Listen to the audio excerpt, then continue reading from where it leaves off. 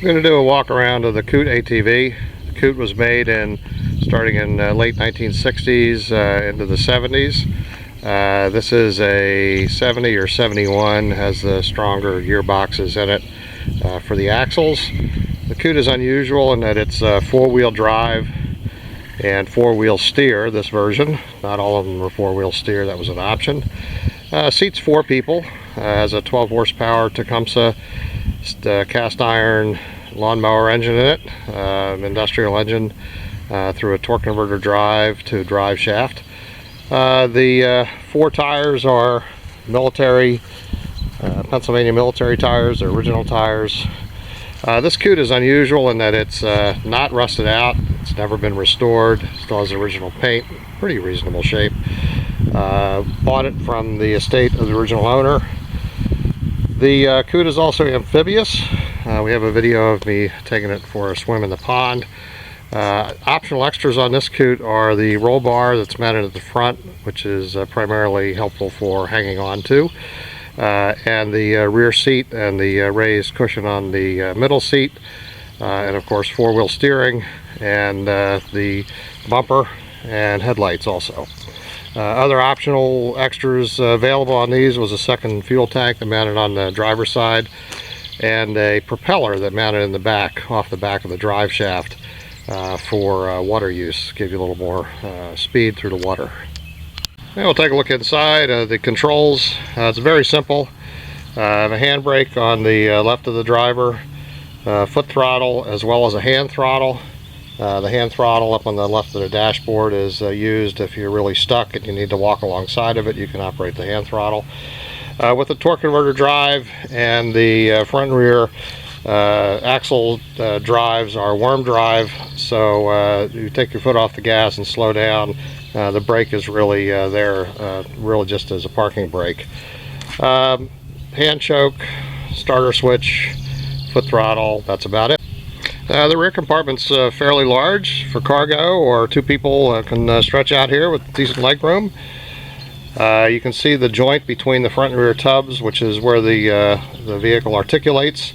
It's basically a big threaded fitting, about 8 inches in diameter or more, that allows the front and rear tubs to pivot as the vehicle walks over obstructions. There's no suspension. The axles are rigidly mounted to the tub. There's no movement between the tires and the tub, they're always fixed, but the tub articulates in this joint in the center.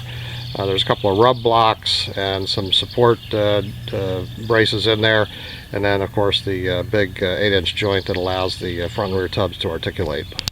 The front and rear seats just lift out to give you an idea of how the mechanics work on it.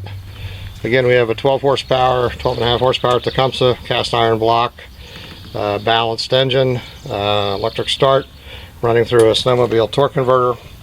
The torque converter then feeds into a 2-speed forward, 1 reverse. I believe it's a peerless transmission.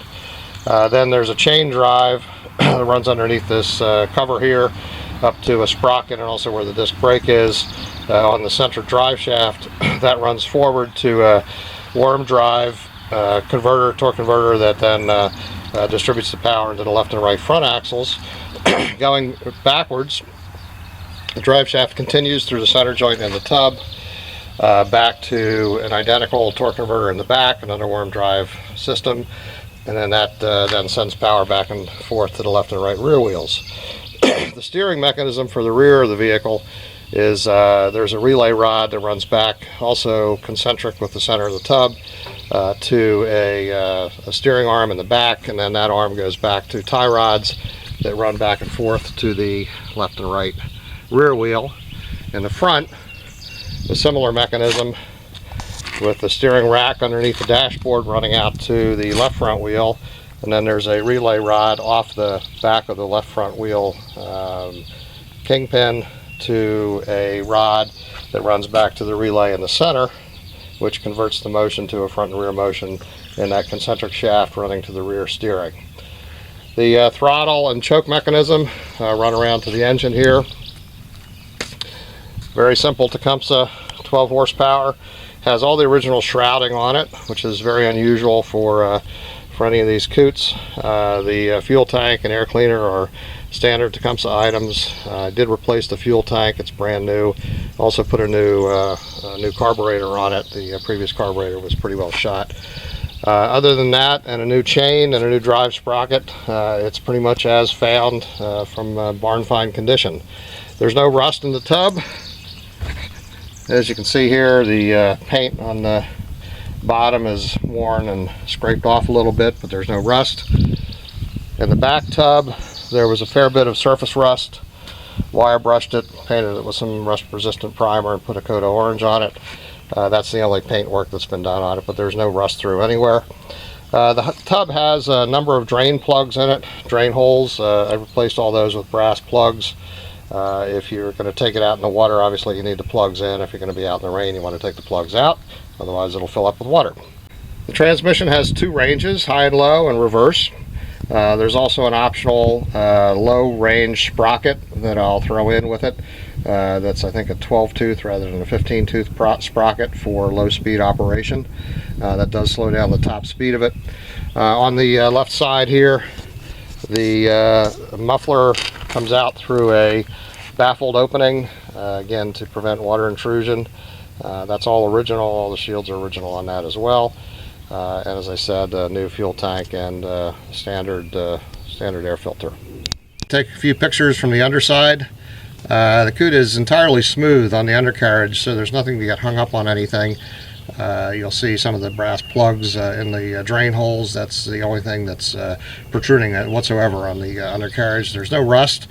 No rust through anywhere. It's very solid. The tires on the COOT, a bit more than meets the eye here. These are Pennsylvania 885-15 4-ply rated tires. They're actually the original tires that shipped with the vehicle. It's always been kept inside, so there's no checking or dry rot on the tires. They hold air fine. A lot of people put or think that you should put wide tires on these. In fact, that's a really bad idea. The tires need to slip when the vehicle turns. This is not a problem on dirt surfaces, but on pavement, any turning you're doing is requiring the tires, inner or outer tire, to slip, because there's no differential action anywhere. There's no differential action in the front axle, the rear axle, or between the two.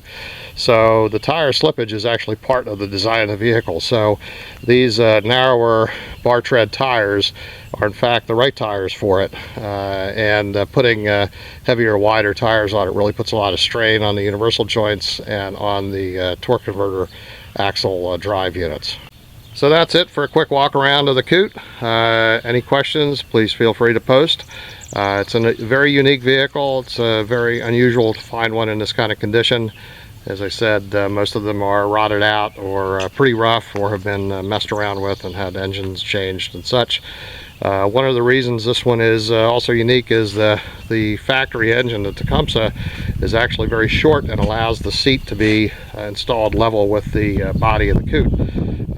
Any larger engine you put in there, some people put V-twins in, you can certainly do that, but it requires you to raise the seat up and also changes the center of gravity of the vehicle somewhat. So again, this one is all original to the best of my knowledge.